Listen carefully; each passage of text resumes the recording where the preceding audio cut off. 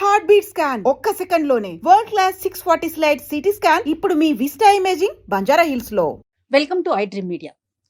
సమాజంలో ఉన్న సెలబ్రిటీస్, ముఖ్యంగా రాజకీయ సినీ రంగానికి చెందిన వారికి సంబంధించి వారు ఏం మాట్లాడినా ఏం చేసినా ప్రజల్లో ఏదో ఒక ప్రశ్న మిగిలిపోతూనే ఉంటుంది. దాన్ని ఎలా అడగాలి, ఎలా సంధించాలి, ఇలాంటి ప్రశ్నలు కూడా సామాన్యులకి వస్తూనే ఉంటాయి. ఈరోజు ఈ ప్రత్యేకమైన కార్యక్రమంలో ప్రముఖ సెలబ్రిటీ అనే చెప్పొచ్చు నేను, జ్యోతిష్యులు వేణుస్వామి గారు ఉన్నారు. నమస్తే వేణుస్వామి గారు. నమస్తే తల్లి. ఓం నమో వెంకటేశాయ. వెంకటాద్రి సమం స్థానం బ్రహ్మాండే నాస్తికించిన వెంకటేశ సమోదేవో నా భూతో నా భవిష్యతి. చాలా సంతోషం.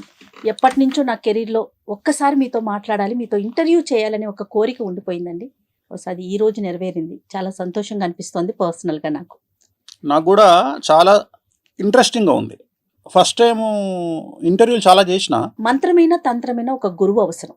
అలాంటి తంత్ర మంత్రాల్ని మీరు ఏ గురువు దగ్గర అభ్యసించారు, ఎంతకాలం అభ్యసించారు? ముఖ్యంగా నాది ఉమ్మడి మెదక్ జిల్లా, ప్రస్తుతం సిద్దిపేట జిల్లా అయినటువంటి వేలూరు నాచారం, దాన్నే నాచారం గుట్ట అంటారు. తెలంగాణలో రెండవ అతిపెద్ద నరసింహస్వామి దేవాలయమైనటువంటిది మా దేవాలయం. అయితే మా దేవాలయం ప్రత్యేకత ఏమిటి అంటే, మా దేవాలయంలో క్షుద్ర పూజల నివారణ అనేటువంటిది చాలా ప్రముఖమైనటువంటిది. జనరల్గా ప్రయోగం జరుగుతుంది ఎవరి మీదనైనా, అది చేతబడి, బాణామతి, లేకపోతే ఇంకొక సత్క, చాలా రకాలు ఉంటాయి ప్రయోగాలలో. వాటిని తీర్చివేయడం అనేటువంటిది, అంటే తీసివేయడం అనేటువంటిది మా దేవాలయం యొక్క ప్రాముఖ్యత. జనరల్గా మాకు అన్ని నదులు తూర్పు నుండి పడమరకు పారితే, మాది పడమర నుండి తూర్పు నుండి పడమరకు పారేటువంటి నది, దాని పేరు హారిద్రా నది. సో జనరల్గా ఏం జరిగేదంటే, అమావాస్యకు అక్కడ ఈ ప్రయోగాలు తీసేవాళ్ళు. తీసేసి ఏం చేసేవాళ్ళు అంటే, ఒక చాటలో ఒక పట్టు చీర, బంగారు గాజులు, డబ్బులు పెట్టి అట్లా తీసేసి అది అక్కడ పెట్టేవాళ్ళు. ఎవరైతే దాన్ని తీసుకుంటారో వాళ్ళకి అది అంటుకుంటుంది. సో ఇప్పుడు మనం చూస్తుంటాం, 3 కూడళ్ళు ఉన్న దగ్గర మనకు రాత్రిపూట కొబ్బరికాయలు, కోడిగుడ్లు, ఇవన్నీ మనం చూస్తుంటాం. నిమ్మకాయలు అనేవి నార్మల్, అవి పనిచేయవు. కోడిగుడ్లు కానీ, రెడ్ కలర్ అన్నం కానీ, అట్లా కొన్ని చూస్తుంటాం మనం. సో వాటిని సత్కలు అంటారు. చాలా సింపుల్గా మనం మాట్లాడుకుంటాం, కానీ దాని మించి మన కారు వెళ్ళినా అది మనకు అంటుకుంటుంది.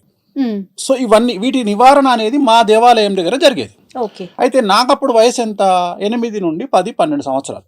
సో మేము ఆడుకోవడానికి, లేదా ఈత పళ్ళు తెంపుకోవడానికి, లేదా మామిడికాయలు తెంపుకోవడానికి ఆ నది ప్రవాహం దగ్గర తిరిగినప్పుడు ఇవన్నీ కనిపించేవి మాకు. మా ఇంట్లో మా అమ్మ, మా నాన్న ఏం చెప్పేవాళ్ళు అంటే, నువ్వు అక్కడ ఆడుకోవడానికి వెళ్ళినప్పుడు అవేవి ముట్టుకోవద్దు అంటే. మనకు డౌట్ ఎందుకు, ఎందుకంటే అప్పుడు బచ్చగాళ్ళం, అంత నాలెడ్జ్ లేదు. ఏం జరుగుతుంది అంటే, లేదు కొడుక, అది దాన్ని తీసేస్తారు, ఇట్లా జరుగుతాయి మన దగ్గర, ఎందుకంటే మన క్షేత్రం దానికే ఫేమస్ కాబట్టి జాగ్రత్త అని చెప్పేవాళ్ళు. సో అది చూసినా దాని పక్క నుండి వెళ్ళేవాళ్ళం. సో ఒక ఇంట్రెస్ట్ క్రియేట్ అయింది, అసలు ఏం జరుగుతుంది అనే ఒక ఇంట్రెస్ట్ క్రియేట్ అయ్యి, అసలు మెల్లిగా మా నాన్నగారు చాలా పెద్ద పండితులు, యాదగిరిగుట్టలో 1965కు పూర్వం ప్రధానార్చకులుగా చేసి అక్కడ నుండి ఇక్కడికి వచ్చినారు నాచారం గుట్టకు. సో ఆయన దీనికే స్పెషల్. ఆయన ఏంటంటే, ఇప్పుడు మీకు తెలుసు, మీకు దయ్యాలు పట్టడము ఇట్లాంటివి అంటారు. నమ్మే వాళ్ళ గురించే మాట్లాడుతున్నాను నేను, నమ్మని వాళ్ళ గురించి నాకు అనవసరం. సో వాళ్ళు ఏంటంటే, ఈయన ఒక తీర్థం తీసుకొని ఇట్లా ముఖం మీద కొడితే ఒక 40 days తర్వాత వాళ్ళు ప్రదక్షిణాలు చేస్తే 40 days తర్వాత అది వదిలేసేది. సో ఆయన ప్రత్యేకమైనటువంటి పుస్తకాలు ఆయన దగ్గర ఉన్నాయి, మా నాయనగారి దగ్గర. సో తను చనిపోయిన తర్వాత ఆయన ఎంత సంపాదించిండో అని మేము అన్ని ఎత్తుకుతే, మాకు దాంట్లో హార్డ్లీ ఒక 15 రూపాయలు, 20 రూపాయలు క్యాష్ దొరికింది మా నాన్న దగ్గర. నేను మాట్లాడేది 1987. నాకు కరెక్ట్గా 11 సంవత్సరాలు. మా నాన్నగారు ఏం చేశారంటే, 1987లో నేను ఇంకో 6 నెలల్లో చనిపోతా కాబట్టి నీకు నేను ఒడకలగ్గం చేస్తున్నా అని నాకు జంధ్యం వేసి 6 నెలల తర్వాత చనిపోయినారు. ఆయన అతిపెద్ద పండితుడు, జ్యోతిష్యుడు. ఆయన పుస్తకాలు తీసినప్పుడు దాంట్లో కొన్ని చాలా అతి ముఖ్యమైనటువంటి పుస్తకాలు, ఆయన రాసిన పుస్తకాలు కొన్ని వెళ్ళినాయి. వాటిని తీసుకున్న తర్వాత, అప్పుడు నా ఏజ్ అంత పెద్ద గొప్పదేం కాదు కాబట్టి 11 సంవత్సరాలు అప్పుడు ఆ పుస్తకాలన్నీ పక్కకు దాచిపెట్టాం. నేను ఇంటర్ చదువుకున్నా, నేను డిగ్రీ చేసిన, నేను 10th క్లాసు లాలాపేట్ గడి స్కూల్లో చదువుకున్నా. అంతకుముందు నా చదువు అంతా 9వ తరగతి వరకు నేను మెదక్ జిల్లా గోమారంలో, మీకు ఇప్పుడు సునీతా లక్ష్మారెడ్డి గారు మినిస్టర్గా పనిచేశారు, వాళ్ళ హస్బెండ్ పేరు లక్ష్మారెడ్డి, ఆయన నాకు సీనియర్. సో ఆ ఊర్లో నేను చదువుకున్నా. ఆ చుట్టుపక్కల గ్రామాల్లో పూజలు చేసేవాడిని. తర్వాత నేను హైదరాబాద్కి వచ్చి 10th చేసిన. అంటే చదువుకుంటూనే పౌరోహిత్యం చేసేవారు. చిన్నప్పుడు నా డబ్బులు, ఎందుకంటే నాన్నగారు చనిపోయింది 11వ సంవత్సరంలో కదా, 11 ఏళ్ళకి నాన్న లేడు. మా అన్న దగ్గర ఉంటూ, మా అన్న రఘునాథాచారి అని తెలుగు పండిట్ అయిన గోమారంలో ఆయన దగ్గర చదువుకుంటూ ఆ చుట్టుపక్కల చాకలమెట్ల అనే ఊర్లో పూజలు చేయడము, వినాయక చవితి పూజలు చేయడం, అంటే నా సంపాదన నేను 11వ సంవత్సరంలో స్టార్ట్ చేసిన. ఎట్ ది సేమ్ టైం ఇక్కడ మా బావగారు హైదరాబాద్లో ఉంటారు. ఆయన దగ్గరకు వచ్చినప్పుడు సినిమా ముహూర్తాలు, ఫస్ట్ సినిమా ముహూర్తం ప్రాణ స్నేహితులు అపోలో హాస్పిటల్ అండర్ కన్స్ట్రక్షన్. ఏది కృష్ణంరాజు గారు, మురళీమోహన్ గారు స్నేహాని కన్నా మిన్న లోకాన లేదురా అనే సాంగ్, అది ఫస్ట్ సినిమా ఇన్ హైదరాబాద్ ముహూర్తం. అప్పటికి చెన్నైలోనే ఉంది ఇంకా సినిమా ఇండస్ట్రీ. అప్పుడు నేను ఇక్కడ పూజలు చేయడం సెలవుల్లో వచ్చి, సో అట్లా రన్ చేస్తూ హైదరాబాద్కి వచ్చి హైదరాబాద్లో 10th చదువుకొని లాలాపేట్ గడీస్ స్కూల్లో, next inter Tagore junior college చదువుకొని, degree SP college Sardar Patel college చదువుకొని, డిగ్రీలో నేను సికింద్రాబాద్కు నేను ఏబీపీ ప్రెసిడెంట్గా పనిచేసాను. అయితే నాకు ఎక్కడ అంటే సినిమా ఇండస్ట్రీలో ఈ గౌరవము, సినిమా పూజలు చేసినప్పుడు ముహూర్తాలు పెట్టినప్పుడు గౌరవము, ఇవన్నీ చూసిన తర్వాత నాకు కింగ్ అంటే ఎప్పుడు ఇష్టం లేదు, కింగ్ మేకర్ అంటే ఇష్టం. సో మొదటి నుండి నా గోల్ కింగ్ మేకర్. రెండవది ఏంటంటే మా నాన్నను చూసిన సందర్భంలో మా నాన్నగారు గుడి నుండి బయటికి వస్తున్నప్పుడు జనాలు నమస్కారం పెట్టడం అంటే ఒక పెద్ద పూజారికి ఇచ్చే విలువ. సో అది నన్ను ఎటువైపు తీసుకెళ్ళింది అంటే జనాలతోని నమస్కారం పెట్టించుకోవాలి, జనాలతోని గౌరవం సంపాదించుకోవాలి అనేటువంటిది చిన్నప్పుడే నా మైండ్లో పడిపోయింది. నలుగురు మిమ్మల్ని గుర్తించాలి అనేది నా మైండ్లో పడిపోయిన తర్వాత నేను ఏం చేసిన అంటే ఇంకా ఇంచుమించు 2004 వరకు నేను సినిమా ఇండస్ట్రీలో ముహూర్తాల్లోనే ఉన్నా. 2004లో రాజశేఖర రెడ్డి గారు సీఎం అయినాక ఆయన బావమరిది చంద్రప్రతాప్ రెడ్డి గారు అని ఉండేవారు, చనిపోయినారు ఆయన. సో ఆయన నాకు చాలా క్లోజ్ అయినప్పుడు అక్కడ నుండి నేను జ్యోతిష్యంలోకి ఎంటర్ అయ్యి, అప్పుడు నేను అన్ని ప్రామాణికం జ్యోతిష్యం తీసుకొని, అప్పటికే జ్యోతిష్యం వచ్చు నాకు, కానీ ఇంకా నా ప్రొఫెషన్ను మార్చుకొని నేను జ్యోతిష్యంలో ఫిక్స్ అవ్వాలి అని నేను ఎంటర్ అయినా. అంటే ఇక నేను అప్పుడు ఎన్నుకున్నా 2004లో నేను ఫిక్స్ అయిన ఏంటంటే జ్యోతిష్యం అనేది ఇంకా నేను ఫైనల్, నేను ఇదే నేర్చుకుంటా. అంటే జ్యోతిష్యం అనే సబ్జెక్ట్ ని డెప్త్ గా వెళ్ళి దాంట్లో నేను ఆలోచన చేసింది ఏంటంటే జ్యోతిష్యం అందరు చెప్తారు. సో ఆ టైంలో కొంతమంది మీద మనం ఇన్స్పిరేషన్ అవుతాం. ఉదాహరణ, నేను పరిటాల గారి ఇంట్లో పూజ చేసేవాడిని, నేను చిన్నప్పుడే పూజ చేసేవాడిని. ఆయనను చూసినప్పుడు 100 మంది గన్మెన్లు, 100 మంది సెక్యూరిటీ, సునీతమ్మ వాళ్ళందరికీ వండి పెట్టడం, అంటే చాలా ఫ్యామిలీస్ చాలా దగ్గర నుండి, ఎందుకంటే చాలా చాలా దగ్గర నుండి చూసినటువంటి నాది సబ్జెక్ట్. ఎందుకంటే సినిమా ఇండస్ట్రీలో ఇప్పుడున్నంత జనాలు అప్పుడు లేరు, ఇంత క్రౌడ్ లేదు. ఉదాహరణ, నేను పద్మలయ స్టూడియోలో నాయిల్లే నా స్వర్గం అని సినిమా షూటింగ్ అవుతుంటే దివ్యభారతి నేను కలిసి నా 2 వీలర్ మీద తిరిగేది రోడ్డు మీద. అంటే ఆమె టీ తాగడానికి బయటకు వచ్చేది, అంటే అసలు ఇంత లేదు క్రౌడ్. సో అట్లా మెల్లిగా మనకి ఏమర్థమైందంటే ఈ సబ్జెక్టును మనం ఎట్లా బయటికి తీసుకురావాలి అంటే, సెలబ్రిటీస్ మనతో తిరుగుతున్నారు. సో ఒక సమాజంలో ఒక సెలబ్రిటీకి వచ్చే కష్టాలు ఏంటివి అంటే, నాది నార్మల్ కాదు. నేను అనేది ఏంటంటే, చాలామంది డబ్బు లేకపోవడం కష్టాలు అనుకుంటారు, కానీ డబ్బు ఉండడం కష్టం. దాన్ని అంచనా వేయాలి అంటే దాంట్లోకి వెళ్ళి మనం పరకాయ ప్రవేశం చేసి చూడాలి. అందరూ ఏం చూస్తున్నారు అంటే సమాజాన్ని గొప్పతనంగా చూస్తున్నారు. నేను గొప్పతనంగా చూడట్లా, ఆ వ్యక్తికి ఉండే కష్టాన్ని చూస్తున్నా. వేణుస్వామి ఒకటే పాయింట్, జరగబోయే నష్టాన్నే చెప్తాడు.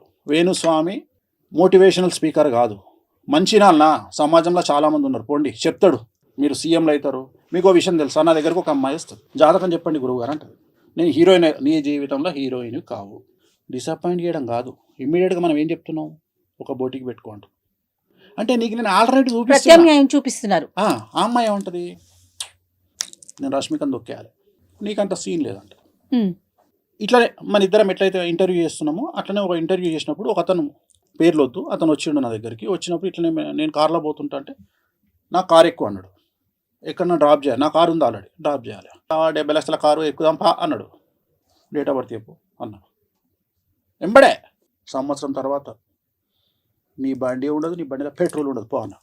వెంకటేశ్వర స్వామి వారి మీద ఒట్టు, అవతం కాదు. ఇదే మాట మాట్లాడినా. నా సంఘం నీకు తెలియదు, 10 కోట్లు పెట్టి ఇల్లు కడతా అన్నాడు. కట్టుబోయి కట్టు. నేను ఒకటే చెప్తాను, నీ జాతకంలో నీకు ఈ కారు ఉండదు, నీ తన పెట్రోల్కు పైసలు ఉండవు, కథ నువ్వు బిస్కెట్ నీ లైఫ్ పో అని చెప్పిన. సంవత్సరం తర్వాత తెలంగాణ పార్టీ భవన్ పక్కకు మోర్ మెడికల్ హాల్ అని ఒకటి ఉంటుంది, మోర్ మెడికల్ హాల్. అందులో నేను మందులు కొంటున్నా. నా పక్కకు ఒక ఆయన వచ్చి నిలబడ్డాడు. నమస్తే పంతులు. నమస్తే, ఎవరు? పలానా రోజు ఆడ కలిసినాం మనం. అవును, ఏం సంగతి, ఎట్లును? అయిపోయింది పంతులు. ఏమైంది? ఆల్టో కార్లు వచ్చిన, నువ్వు చెప్పినట్టే అయింది. అది వేణుస్వామి. గురుగారు, ఇప్పుడు వామాచారం కావచ్చు, లేకపోతే కామాఖ్య అమ్మవారు కావచ్చు, ఇవన్నీ ప్రచారంలోకి రావటానికి కొంత వేణుస్వామి కూడా ఒక కారణం. ఎందుకంటే పదే పదే మీ నోట్లో నుంచి మేము చాలా సందర్భాల్లో విన్నాం. వీటికి మీరు ఎలాంటి అంటే ఎలా నేర్చుకున్నారు? ఇది కఠోరంగా ఉంటుందని కూడా విన్నాం. అలాంటి సందర్భాల్లో మీరేమైనా ఇబ్బందులు పడిన సందర్భం కానీ, మీరు ఎక్కడైనా ఆగిపోయిన సందర్భం కానీ ఉందా? సో జనరల్గా మనం వామాచారం వైపు వెళ్ళడానికి ప్రధానమైనటువంటి ఒక ఒక మనకు జీలు ఏముండాలి అంటే, ఈ వామాచారం అనేది లిక్కరు నాన్ వెజ్ లేకుండా చేసే పూజ కాదు. కంపల్సరీ లిక్కరు నాన్ వెజ్ అనేది కంపల్సరీ ఉండాలి. సో మనం మానసికంగా ఫిక్స్ అవ్వాలి ఏంటంటే, సమాజము మనల్ని వ్యతిరేకమైన ధోరణితోని చూసే అవకాశం ఉంటుంది. ఓకే. సో సమాజానికి ఉపయోగపడే దాంట్లో వామాచారం అనేటువంటిది ప్రజెంట్ ఎలాగైతే సైన్స్ అభివృద్ధిలోకి వస్తుందో, ఎలాగైతే నార్మల్ మెడిసిన్స్ కాకుండా కొన్ని స్టెరాయిడ్స్ పనిచేస్తాయో, సో అలాంటి యొక్క పూజలు వామాచారం అంటారు. అంటే వామాచారం అనేది చాలా త్వరగా రిజల్ట్ని ఇస్తుంది. చాలా కఠినమైన కష్టాలకు, చాలా ఘోరమైన కష్టాలకు, దారిద్ర్యానికి, చాలా భయంకరమైన కష్టాలను బయటికి తీసుకురావడానికి వామాచారం పనిచేస్తుంది. సో వామాచారం నేర్చుకోవాలి అంటే ప్రథమం ఏంటంటే, ఫస్ట్ సమాజానికి వ్యతిరేకంగా పోవాల్సి ఉంటుంది. సమాజానికి తెలుసు సమాజానికి రూల్ కదా, అది రూల్ అమ్మా. ఇప్పుడు అయినా కూడా మీరు అటువైపు నేను ఏమనుకున్నా అంటే, నేను జనాలకు ఏదో చేయాలి అనే ఇంటెన్షన్. ఇప్పుడు నన్ను విమర్శిస్తారు అనేది నాకు సెకండరీ. రెండోది, తెలంగాణ సాంప్రదాయాలు, ఆంధ్ర సాంప్రదాయాలు డిఫరెంట్గా ఉంటాయి. ఉదాహరణ, ఆంధ్రప్రదేశ్లో ఉన్న ఏ నరసింహస్వామి దేవాలయంలో కూడా నాన్ వెజ్ లిక్కర్ అనేది ఉండదు. తెలంగాణలో ఆ రెండు లేనటువంటి దేవాలయాలు లేవు. ఉదాహరణ, యాదగిరిగుట్టలో దర్శనం అయిపోగానే కిందికి రాగానే ఫస్ట్ మందు నాన్ వెజ్ ఉంటుంది. అలాగే నా స్వంత దేవాలయం నాచారం గుట్టలో కూడా ఖచ్చితంగా నాన్ వెజ్ లిక్కర్ ఉంటుంది. సో చిన్నప్పటి నుండి వీటిని చూస్తూ ఇవి ఏవి తప్పులాగా నాకు కనిపించాల. కారణం ఏంటి అంటే, తెలంగాణ ప్రాంతానికి సంబంధించినటువంటి వ్యక్తిగా నాకు ఇక్కడ ఆషాఢ మాసంలో జరిగే బోనాలలో నాన్ వెజ్ లిక్కరు లేనటువంటి పరిస్థితి నేను ఎప్పుడు చూడలేదు. కాబట్టి సో నాకు ఇబ్బంది అనిపించలేదు. రెండోది, నేను ఎక్కడ కనెక్ట్ అయినా అంటే, ఇవన్నీ పక్కకు పెడితే దీనివల్ల జనాలకు ఉపయోగపడుతుందా పడదా? ఓకే, ఉపయోగపడుతుంది. ఇప్పుడు జనరల్గా జనాలు చేసేటువంటి పూజలు వేరే పూజలు ఉన్నాయి, వాటిని నేను తీసుకోను. ఏవో పూజలు చేసుకుంటారు. ఇప్పుడు ఉదాహరణ, ఒక శాంతి ఉంది, ఒక ప్రాబ్లం ఉంది, ఆ ప్రాబ్లంకు ఒక పూజ ఉంటుంది, ఒక డెవలప్మెంట్కి ఒక పూజ ఉంటుంది. ఇక్కడ అభివృద్ధికి పూజలు లేవు సాంప్రదాయంలో. దక్షిణాచారము అంటే వామాచారానికి క్వైట్ ఎగనిస్ట్. అంటే సాత్వికమైన దేవతలు, గణపతి కానీ వెంకటేశ్వర స్వామి వారు కానీ, వీళ్ళందరూ సాత్విక దేవతలు. సో వీళ్ళు ఇచ్చే రిజల్ట్ 10% ఉంటుంది. రెండవది, వీళ్ళు కష్టాలని పోగొడతారు తప్ప సుఖాలని ఇవ్వరు. గుర్తుంచుకోండి ఇక్కడ. సో సుఖాలను అంటే నేను మాట్లాడేది పొజిషన్, డబ్బు, ఎక్స్ట్రీమ్ లెవెల్ ఇయ్యరు. ఎక్స్ట్రీమ్ లెవెల్ ఇచ్చేవాళ్ళు కలియుగంలో దశమహావిద్యలు. సో దశమహావిద్యలు నేర్చుకుంటేనే నాకు చిన్నప్పటి నుండి ఏముంది మనసులో, కింగ్ మేకర్. సో ఆ కింగ్ మేకర్కు నేను కనెక్ట్ అయ్యాను. ఇక్కడ ఏంటంటే మిరాకిల్ జరుగుతాయి.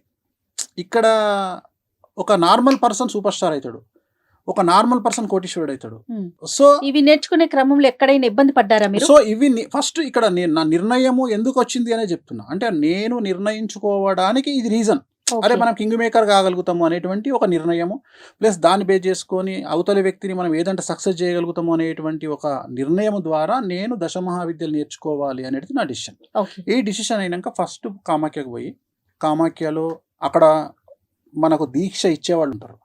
సో కఠినమైన దీక్ష 10 రోజుల పాటు ఒక్కొక్క విద్య మీద ఉంటుంది. అంటే ఒక విద్య 10 రోజులే ఇస్తారు అంతే. అట్లా 10 విద్యలు. సో 100 రోజులు పడుతుంది. కానీ వామాచారంలో ఏముంటుందంటే, యజమాని యొక్క కోరికలను 5 కోరికలను పేపర్ మీద రాసుకుంటాం. ఈ కోరికలు మేము మిమ్మల్ని అడగం, పేపర్ మీద రాస్తాం. మీకు ఏం కావాలి అని మొదలే సంకల్పం రాసుకుంటప్పుడు పేపర్ మీద మీ నక్షత్రము, గోత్రము, ఆ కోరికలు 5 రాసుకుంటాం. 5 పర్మిషన్. ఈ 5 సక్సెస్ అవుతాయి. 5 కంటే ఎక్కువ రాసుకోవడానికి లేదు వామాచారంలో. ఈ 5 పేపర్ మీద రాసుకొని సైలెంట్ సంకల్పం ఉంటుంది. అంటే ఇవి అమ్మవారికి డైరెక్ట్గా నివేదిస్తాం. ఇగో వీళ్ళకి ఇది కావాలి, వీళ్ళకి ఇది కావాలి అని చెప్పుకుంటాం. సో ఇవి చెప్పినప్పుడు ఆయన మమ్మల్ని ఏమడుగుతాడంటే, మరి నువ్వు ఇక్కడ మందు వాడుతావు, ఈ కంట్రోలింగ్ నీకుందా? మందు ఖచ్చితంగా నువ్వు నెలకు ఇన్నిసార్లు మందు తాగాలి అని రూల్ ఉంటుంది. ఎందుకంటే ఎప్పుడైతే మేము దీక్ష తీసుకుంటామో, దీక్ష తీసుకున్నప్పుడు మా పొట్టలో అమ్మవారు ఉన్నట్టు మేము భావించాలి. మా పొట్టలో అమ్మవారు ఉంది. సో మరి పొట్టలో అమ్మవారికి ఉన్నప్పుడు నువ్వు ఫీడ్ చేయాలి కదా. అమ్మవారికి ఫీడ్ అనేది మందే. అమ్మవారికి ఫీడింగ్ అంటే మందు, నాన్ వెజ్ కదా. ఆ నాన్ వెజ్ లో కూడా మటన్ అనేది మస్ట్ కదా. ఇవన్నీ ఉంటాయని మీకు ముందుగానే తెలుసుకొని ఇవన్నీ తెలుసుకొని వామాచారము నా డ్రీమ్. వామాచారం నా డ్రీము. ఈరోజు సమాజము విమర్శించినా, సమాజం యాక్సెప్ట్ చేయకున్నా, వేణుస్వామి వాళ్ళ నాయనగారు పెద్ద పూజారి, మా నాయనగారు నిష్ఠాగరిష్ఠుడు, ఆయన జీవితంలో బ్రతికున్నంత కాలం అంగి వేసుకోలే, షర్ట్ వేసుకోలే, షర్టు లేకుండా తిరిగిండు ఆయన. అలాంటి ఆయన కొడుకుగా అలాంటి కుటుంబంలో నుండి వచ్చిన నేను పూర్తి కాంట్రాస్ట్ అయినటువంటి నాన్ వెజ్ వైపు రావడం అనేటువంటిది అతిపెద్ద నిర్ణయం నా లైఫ్లో. ఈ వామాచారంలో ఈ సబ్జెక్టును టచ్ చేసింది ఇప్పటి వరకు ఒక ఇద్దరు టచ్ చేసినారు సినిమా ఇండస్ట్రీకి సంబంధించి. ఒకటి మిరాయి సినిమా, ఒకటి రాజమౌళి ఇప్పుడు రాబోయే సినిమా మహేష్ బాబు సినిమా. ఈ 2 సినిమాలు మీరు అబ్జర్వ్ చేయండి. మిరాయి సినిమా ప్రారంభం చేసినప్పటి నుండి రిలీజ్ అయ్యే వరకు మంచు మనోజ్ కాంట్రవర్సీలో ఉన్నాడు. చెప్పాలి, మీరు ఆన్సర్ చెప్పాలి. అవునా? ఎందుకంటే మిరాయి సినిమాలో బగాలాముఖి గురించి చూపిస్తాడు. చూశారా మీరు సినిమా? లేదండి. అయితే మిరాయి సినిమాలో బగాలాముఖి గురించి చూపిస్తాడు. దశమహావిద్యల్లో బగాలాముఖి ప్రాముఖ్యమైనటువంటి అమ్మవారు. జస్ట్ ఆ పాత్ర వేసినందుకే ఆయనకు అంత కాంట్రవర్సీ, సమస్యల్లో ఇరుక్కుంటారు. సో ఇది స్పెషాలిటీ. రెండవది, ఇక్కడ ఈ వామాచారం కాన్సెప్ట్ ఏంటంటే, మనం 100 కోరుకుంటే అమ్మవారు 200 ఇస్తుంది. Rajamouli cinema, Mahesh Babu cinema Varanasi launch చేసినప్పుడు మీరు అబ్జర్వ్ అయిన దాంట్లో వారణాసి సినిమాలో దాంట్లో మీకు చిన్నమస్తా దేవి గురించి చూపిస్తాడు. చిన్నమస్తా అమ్మవారు తల నరుక్కొని ఉంటది, ఆమె గురించి చూపిస్తాడు. జస్ట్ ఆ లాంచింగ్ లోనే హంగామా జరిగింది. అంటే నేను అనేది ఏంటంటే, ఇగో ఇంత సంచలనం ఉంటుంది లైఫ్. సో వీటిని యాక్సెప్ట్ చేయగలిగినటువంటి బాధ్యత మన మీద ఉండాలి. ఇంకా నాకేం వద్దు, ప్రశాంతంగా వెళ్ళిపోవాలని అనేది నా కోరిక. సో అది దానికోసం నా ఏమైందంటే, నేను ఏదైనా చేస్తా. మీరు నమ్మరు, ఇవాళటి వరకు నేను చేసినటువంటి పూజలలో అమ్మాయిల దగ్గర నేను సింగిల్ ఎన్పి తీసుకోవాలి. ఇవాళటి వరకు, ఈ రోజు వరకు ఏ హీరోయిన్ దగ్గర కానీ, ఏ ఆర్టిస్ట్ దగ్గర కానీ, ఏ సెలబ్రిటీ దగ్గర కానీ నేను డబ్బులు తీసుకోను అమ్మాయిల దగ్గర. నేను అమ్మాయిని దేవతా స్వరూపంలో చూస్తా. మాకు ఫస్ట్ ఇచ్చేటువంటి రూల్ ఏంటంటే, మా నియమాలలో ఫస్ట్ నియమం ఏంటంటే, అమ్మాయిని స్త్రీని దేవతగా చూడాలి. ఎందుకంటే మేము పూజించే కామాఖ్య, మేము పూజించే దశమహావిద్యలు అన్నీ కూడా యోని రూపంలో ఉంటాయి. సో అందుకని ఏమంటాడంటే, నువ్వు ఫస్ట్ యోనిని వేరే రకంగా చూడకు, నువ్వు నీ పుట్టుకకు కారణమైనటువంటి ఒక అమ్మని చూసుకో, ఒక అమ్మవారిని చూసుకో. అందుకని మేము జీవితంలో ఏ అమ్మాయిని వేరే దృష్టితో చూడము, ఓన్లీ అమ్మవారి దృష్టితోనే చూస్తాం. మా దృష్టిలో ప్రతిదీ అమ్మవారే. సో ఎక్స్ట్రీమ్ థింకింగ్ ఉంటుంది. ఆ థింకింగ్ను, ఆ కనెక్షన్ని ఏర్పాటు చేయగలిగిన వాడు మా గురువు. ఓకే వేణుస్వామి గారు, ఇప్పుడు మనం కంప్యూటర్కి మన బర్త్ డీటెయిల్స్ ఇచ్చేస్తే జాతకం వచ్చేస్తుంది, పూర్తిగా చెప్పేస్తుంది. ఇది ఒక పక్కన నడుస్తుంది. మరో పక్కన తంత్రం కానీ, మంత్రం కానీ, యంత్రం కానీ, వీటిని నమ్మే వారి సంఖ్య కూడా పెరుగుతూనే ఉంది. రెండింటిని మీరు అసలు ఏ దృష్టితో చూస్తారు? అసలు నేను సైన్స్ కంటే, నేను మిగతా వాటికంటే వీటినే ఎక్కువ నమ్ముతా. ఎందుకు నమ్ముతా అంటే, తాంత్రికం కానీ, భక్తి కానీ, భయం కానీ, దాంట్లో మార్పు ఏదైనా కావచ్చు. కొంతమంది దేవుడి దగ్గరికి భయంతో వెళ్ళే వాళ్ళు ఉంటారు, కొంతమంది భక్తితో వెళ్ళే వాళ్ళు ఉంటారు, కొంతమంది ప్రేమతో వెళ్ళే వాళ్ళు ఉంటారు. ఓకే, గూగుల్ సెర్చ్లో 2000 సంవత్సరం తర్వాత కనుక మనం గూగుల్ సెర్చ్ చేస్తే, టోటల్ జనాభాలో 8% మంది భగవంతుడి వైపు వచ్చినట్టు, భక్తి మార్గం వైపు వచ్చినట్టు గూగుల్ సర్వేలు చెప్తున్నాయి. 8% పెరిగింది. అండ్ ఇంకొకటి, ఏఐ అంటారు కదా, ఆర్టిఫిషియల్ ఇంటెలిజెన్స్ వచ్చి బిగ్గెస్ట్ ఫెయిల్యూర్ కాబోతుంది నా ప్రిడిక్షన్. అంటే అది నేర్చుకోకపోతే, అది లేకపోతే భవిష్యత్తే లేదు అంటున్నారు కదా. కొన్ని జాబులు, కొన్ని జీవితాలకే క్వశ్చన్ మార్క్ వచ్చేస్తుందని వింటున్నాం అంటున్నారు. మీరేం చెప్తున్నారు? నేను అదే చెప్తున్నా. నేను నిజమైన వర్త్ ఉన్న క్యాండిడేట్, నిజమైన విద్య ఉన్న క్యాండిడేట్, ఆర్టిఫిషియల్ ఇంటెలిజెన్స్ రావడం వల్లనే మన వర్త్ తెలుస్తుంది. మీకు అర్థమైందా? ఆర్టిఫిషియల్ అంటే మన కాంపిటీటర్ ఉన్నప్పుడే మన వర్త్ తెలుస్తుంది. సో ఇప్పటి వరకు మన కాంపిటీటర్ లేడు, మన బ్రెయిన్కు, హ్యూమన్ బ్రెయిన్కు కాంపిటీటర్ లేడు. మనం ఎన్నో దాటిపోయినాం. ఇప్పుడు ఏ అనేది మనకు ఒక కాంపిటీటర్కి వచ్చి ఇప్పుడు ఏమంటుందంటే, నువ్వా నేనా అంటుంది. ఇప్పుడు నేను అని ప్రూవ్ చేసుకునే అవకాశం వచ్చింది. ఇప్పుడు చాట్ జీపీటీలో మీరు మీ డేట్ ఆఫ్ బర్త్, మీ టైం కొట్టంగానే జాతకం చెప్తుంది. అవును. మీరు వేరే జ్యోతిష్కుడి దగ్గరికి పోవాలంటే ఎప్పుడు పోతారంటే, చాట్ జీపీటీ కంటే ఇంకేదో విషయం అవతల మీకు ఆ జ్యోతిష్కుడు చెప్పగలిగినప్పుడే పోతారు. ఆ పరిస్థితి వస్తుందంటారా? ఇప్పుడు ఆల్రెడీ ఉంది కదా. నేను అదే చెప్తున్నా, ఏఐ మనల్ని మింగేస్తుంది అనే మాట ఏం లేదు, తప్పది. నేను అదే చెప్పబోతున్నా మీకు. అంటే నాకున్న అవగాహన ప్రకారం ఏఐ మీ దృష్టిలో ఒక వర్డ్, నా దృష్టిలో ఏఐ అనేది మేషరాశి. సో భగవంతుడి వైపు అందరూ చూస్తున్నారు. సో అందుకని మనకు ఎంత ఏఐ వచ్చినా, ఎంత అడ్వాన్స్ అయినా, మళ్ళీ మనకు భగవంతుడి మీద భక్తి, ప్రేమ, మనం ఎట్లా హ్యాండిల్ చేస్తాం అనేది. ఉదాహరణ వెంకటేశ్వర స్వామిని నేను ఒక తండ్రిలాగా ట్రీట్ చేస్తాను. నాకు అక్కడ భక్తి ఉండదు, నాకు ఆయనతో అటాచ్మెంట్ కనిపిస్తుంది. ఓకే. నా దగ్గర ఉండే ఫోటోలన్నీ చాలా పెద్దగా ఉంటాయి. నేను ఏం చేస్తా అంటే నాకు బాధ వస్తే ఎదురుగా కూర్చొని ఆయన దిక్కు చూసుకుంటూ ఆయనతో మాట్లాడుకుంటా. అది పిచ్చి అనుకుంటారు జనాలు. సో అట్లా చాలా మంది నాలాగా మాట్లాడుకునే వాళ్ళని నేను చూసిన. చాలా మంది హీరోయిన్స్, కొంతమంది హీరోయిన్స్ డాడ్ అని పిలుస్తారు వెంకటేశ్వర స్వామిని. వినడానికి కొద్దిగా అది మంచిగా మనకు అనిపించదు, కానీ వాళ్ళ దృష్టిలో అది కరెక్ట్, ఎందుకంటే ఒక తండ్రిగా భావించడం తప్పలేదుగా. సో అట్లా మనం ఎంత అటాచ్ అయ్యి ఉన్నాము అమ్మవార్లతోని, దేవతలతోని అనేది మన పడే కష్టాల మీద ఆధారపడి ఉంటుంది, మనం కోరుకునేటువంటి ఫ్యూచర్ మీద ఆధారపడి ఉంటుంది. వేణుస్వామి గారు, ఇప్పుడు దశమహావిద్యలో 10 రకాల అమ్మవార్లు ఉంటారు. అందులో వేణుస్వామి గారికి ఎవరు నిర్దేశంగా నిలిచారు? ఇష్టమైన దేవత ఎవరు? బగళముఖి, స్ట్రైట్ అవే. ఎలా అండి, ఎలా జరిగింది అది? అంటే నేనేం నమ్ముతా అంటే, మీరు పూజించే దేవుడు ఎవరు అనేది మీ జాతకం డిసైడ్ చేసి ఉంటుంది. సాత్విక దేవతన, అలాగే మిమ్మల్ని లైఫ్లో నిలబెట్టే గ్రహం ఏదో మీ జాతకం డిసైడ్ చేసి ఉంటుంది. నా జాతకంలో రాహు ఉచ్చ, ప్రస్తుతం కలియుగాన్ని పాలిస్తున్నది రాహు అనే గ్రహం, అలాగే బగళముఖి అనే అమ్మవారు కలియుగాన్ని కమాండ్ చేస్తుంది. ప్రోటోకాల్ దేవుడు వెంకటేశ్వర స్వామి. ప్రోటోకాల్ దేవుడు వేరు, అడ్మినిస్ట్రేషన్ దేవత వేరు. ఇక్కడ బగళముఖి అమ్మవారు ప్రస్తుతాన్ని రాహు మహర్దశ రాహు కమాండ్ చేస్తా ఉన్నాడు. రాహుకు అధిదేవత అంటే బగళముఖి. సో ఈ బగళముఖి అమ్మవారిని మనం ఎంత పూజిస్తే మనకు అంత అచీవ్మెంట్ అనేది పెరుగుతుంది. సో బగళముఖి అనే అమ్మవారు మిరాకిల్స్ క్రియేట్ చేయగలుగుతుంది. రాజును, మీ జీవితంలో జరిగిన మిరాకిల్స్ చాలా జరిగినాయి. మిరాకిల్స్ అంటే నేను ఎక్స్ట్రీమ్ చూసిన, నేను అనేది ఎక్స్ట్రీమ్ చూసిన, చాలా ఎక్స్ట్రీమ్ చూసిన. నేను ఉదాహరణ, నేను 2016లో నేను ఢిల్లీకి పోయినప్పుడు ఒక 10 కార్ల కాన్వాయ్లో నేను ఒక్కడిని ఒక 40 మంది గన్మెన్లను పెట్టుకుని పోయినా. ఇక అవన్నీ పక్కన పెడితే నా లైఫ్లో బిగ్గెస్ట్ అచీవ్మెంట్ అంటే ఒకటి చెప్తాను నేను మీకు. లక్నో ఎయిర్పోర్ట్లో ఉన్న రాత్రి 9:25కు ఫ్లైట్,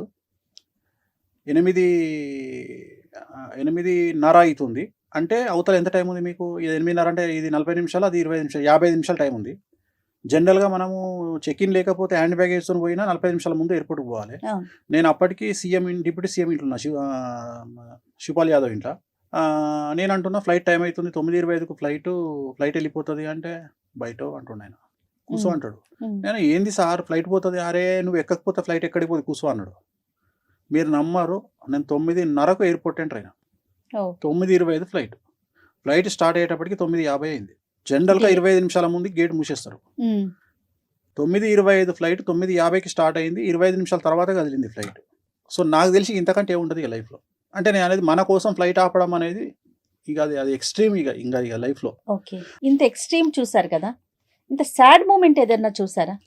అంటే పీక్స్ చూసేశారు, చెప్పలేనన్ని పీక్స్ చూసానని చెప్తున్నారు. ఏదన్నా ఒక బాధపడిన సందర్భం, చాలా అతి ముఖ్యమైన ఒక సందర్భం చెప్పండి. 2001 అనుకుంటా, ఐ థింక్.